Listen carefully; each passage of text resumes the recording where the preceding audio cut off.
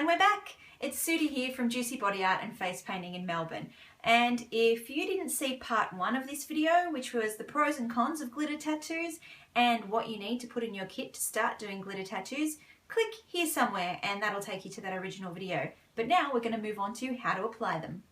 So let's get started with application. As you can see, I'm wearing a cupcake that I did yesterday, and it's still fresh as a daisy. The first thing that I ask a child is where they'd like it. The most popular spots are on the inside of the forearm, up on the shoulder, and some ladies like it on the back of the shoulder or on their ankle or something like that as well when you're a grown-up. But usually on the back of the arm there's often a bit of hair there, and these stencils, when you peel them up, it can feel a bit like a band-aid peeling up, and some kids just do not like that. So I try to convince them, especially if they've got a fairly hairy arm, to do it on the inside here, because that's a lot less struggle. Also, because these things last so long, you do not want to do it on the face. If someone asks for it on the face, say, "Sorry, sweetheart, I can't do that." It's not going to be a pleasant removal, I promise you. The other thing I do before I start is I ask which way up. Certain stencils have a certain way up. Older kids like their stencils to be facing their friends so that they can show them off, but younger kids like them facing themselves so that they can look at them and they're the right way up. Today I'm going to do this one, which kind of has no way up. I've also chosen this stencil because, as you can see, it's got some really fine lines and fiddly bits, so it's going to be a bit of a fussy one to pull up. So the very first thing I do is get some rubbing alcohol. This is 70% isopropyl alcohol. I would not use anything stronger than that on children's skin. And I just go over the area that I'm going to be doing the stencil, and then I let that dry. You can fan it. Some people like to use little hair dryers, but you need power for that. I like to get the kids to wave their hands in the air like they just don't care, and let that dry completely before moving on to the next step.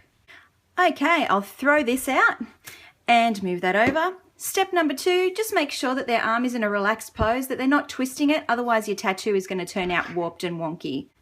Now we take our stencil, and the first thing we do is we peel off the paper backing. Paper backing comes away carefully, we throw that in our bin, and we position our stencil.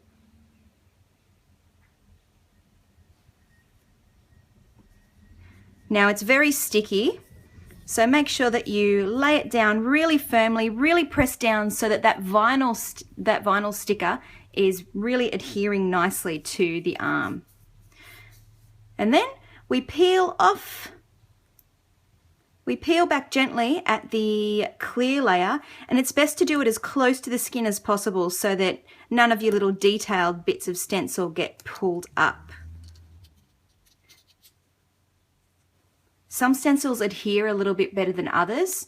You'll find that sometimes they pull up, but just press back down before you do your next step so that everything's creating a nice seal against the skin. Now I'm going to keep this, and I'll show you why in just a second. Alright, now it's time for the glue. So I'm just going to open this up, and we want to apply a nice thin layer of glue to the entire stencil, all the gaps. What you want to make sure you get it right into all of those corners so that you're not missing anything.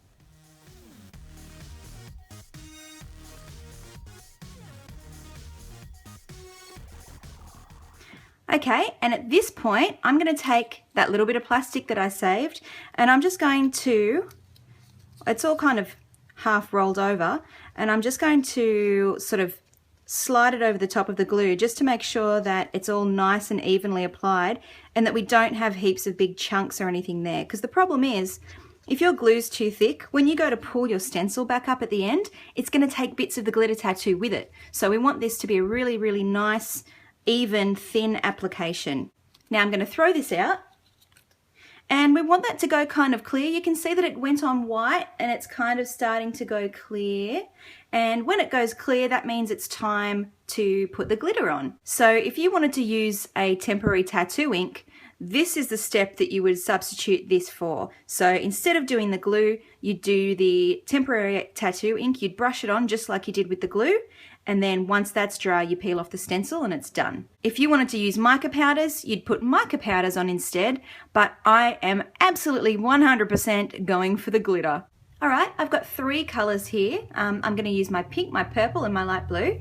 And what I'm going to do is just pour the glitter on. So this is in a puffer bottle, but we don't puff it like we do with face painting glitter. The hole is a little bit larger, so I can just pour this stuff straight on. So now that this is nice and clear and very dry, it's very, very sticky. So what I'm going to do is just go around the edges with the pink. When you're applying your glitter, get creative with colors, you know, like you can just apply one color if you're in a rush, but so many kids love that sort of ombre look, or even like what I did here where I used a lighter purple and a darker purple to create highlights and shadows. So you can see that there are some little gaps here, and that's okay, don't worry, because I'm going to go in with my finger in a minute and sort that out. So now I'm coming in with the purple. And finally, the blue. So now I go in and I'm going to tap it in with my finger to make sure that the glitter is pressed really, really carefully into the glue.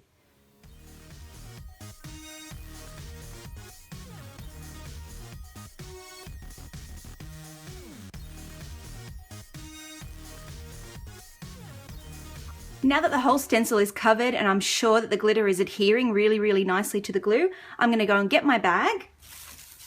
I ask the child to hold their arm over my bag, and I take my fluffy brush and brush off all of the excess. You can be as rough as you like with this point because anything that's going to stick will stay stuck. And now, the bit that everyone's been waiting for, this is where we peel up the glitter tattoo stencil. Now, it's important to take it slowly, otherwise, especially with these little fiddly stencils, otherwise these little tiny pieces will get stuck and stay behind, and that just takes extra time to get in there with your tweezers and pull them out. But this is looking really pretty. I already love it.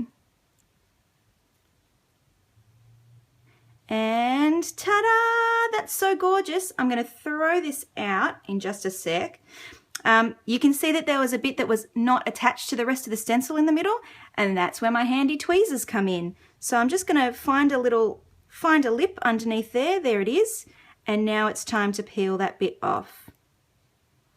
And that goes in the bin. Now, some people reuse their stencils, but when you don't have that clear plastic bit over the top to help you stick it back down, and there's all these fiddly little bits like that, I don't see how you can possibly reuse these. Maybe if you had something like this one that has lots of white space, but when it's something like this, you really can't reuse it, and besides, it's not really hygienic, so I'll toss that. And that is done, and it is absolutely gorgeous, but I'm going to add one more thing to it.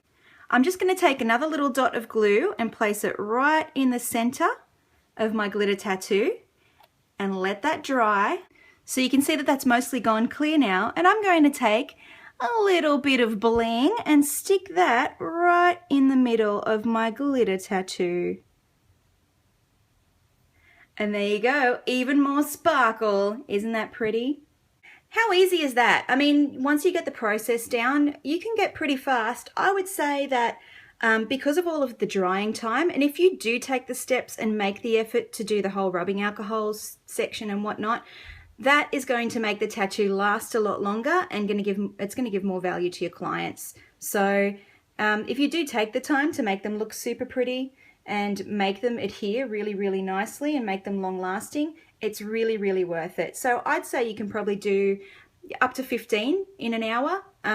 More if you're keeping to really, really simple tattoos, really small ones, and you know, you're not going to town with lots of color. So it's that easy and that pretty. Why wouldn't you add it to your face painting services? If you found this video useful, please like and subscribe, and check out the other videos that I've got going on YouTube. Comment if you have any questions, and come check me out on Facebook and Instagram, Juicy Body Art and Juicy Face Painting. Thanks for dropping by today. See you next time.